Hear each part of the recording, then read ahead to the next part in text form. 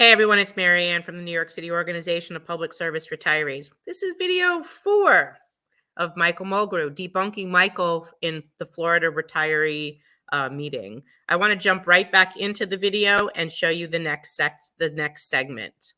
But the only reason they wanted the plan was because of the size of the amount of people inside of it. But we said, we're very clear with them. There's only one thing we want. You can make a small management fee and nothing else, and we get everything we need. And we're going to make sure that we're there protecting our folks. You don't have to go fight when anyone if something happens. We are there to do that work.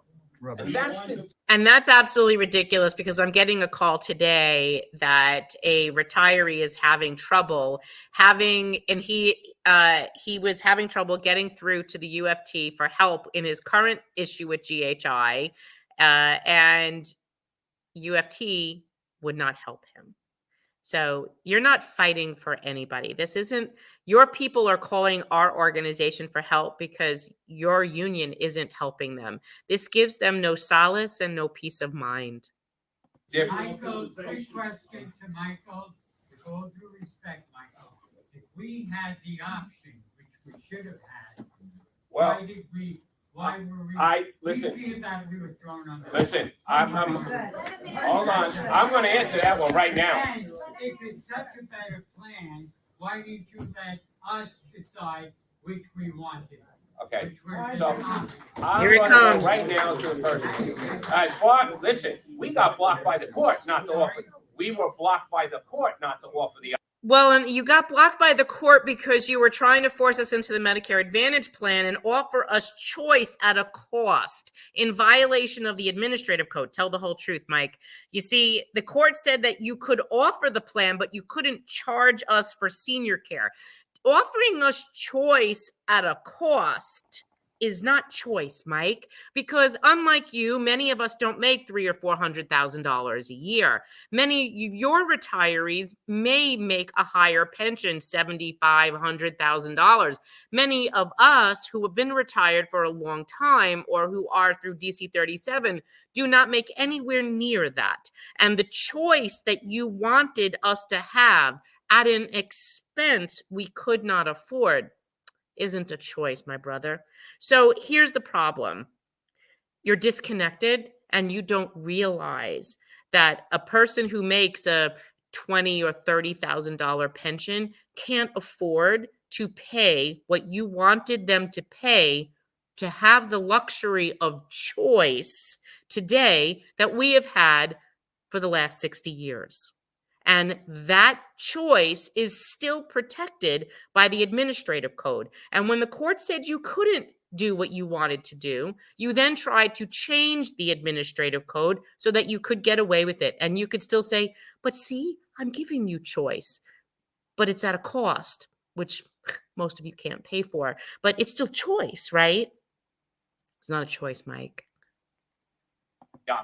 And if that is true, please stop. If you start saying things that I know is absolutely false, I'm going to tell you. And we're telling you what you're saying is absolutely false. The court did not, under any circumstance, say that you could do what you're doing. The court, you're misrepresenting what the court actually said. And you've been doing this from the beginning. It's like you don't want to admit that you made a mistake. And we've been trying to explain to you exactly that. The HIP HMO has been around since 1967. The city will pay the full cost of health coverage up to the HIP HMO for every employee, retiree, and their dependent. Period. The judge didn't stop you from offering choice. You did. And remember, the 1992 MLC agreement requires all decisions related to healthcare to be negotiated with the MLC. But who has the power to negotiate healthcare, Mike? You see, that's the other problem, which is probably like a whole video in itself. Every union has a bargaining certificate. Healthcare is a mandatory subject of bargaining. The MLC does not own a bargaining certificate. Whenever these decisions, these conversations come up in the MLC, the union leadership that attends those meetings should be taking these questions back to their e-boards or their unions to have this conversation. What do you want? And then go back to cast that vote. Because if you did that, that is how those unions would have a say. The union is the people, Michael, not just the president. So you have to be able to see what it is that they need. Because you like to say that the retirees are part of your union, but you're not listening to them. And then Tom Murphy goes around shutting people up and stopping them from speaking and cutting them off just like you do. And then you speak to them condescendingly, like they're belligerent children. And basically, they're fighting for their life. And you don't want to hear anything about it because really, you're just trying to steal their health benefits. And that's why the judge stopped you. And you did have the ability to have a voice in our litigation. And actually, you did. Because the Municipal Labor Committee's attorney is Alan Klinger from Strzok and Strzok, who's now from Steptoe because his last firm went bankrupt, who is also your attorney for the United Federation of Teachers. And what did you do? You had the MLC write an amicus taking the side of the city against union retirees in these actions. You had your voice. And actually, Michael, everybody saw it on March 21st when your attorney sat behind the city lawyer slipping him notes when he was caught lying to the court about the misuse of the stabilization fund. And he had to have him walk that back. So you have a say. And you're using union dues to pay that lawyer in the Municipal Labor Committee and in the United Federation of Teachers. And you took a position, a stand against your own retirees.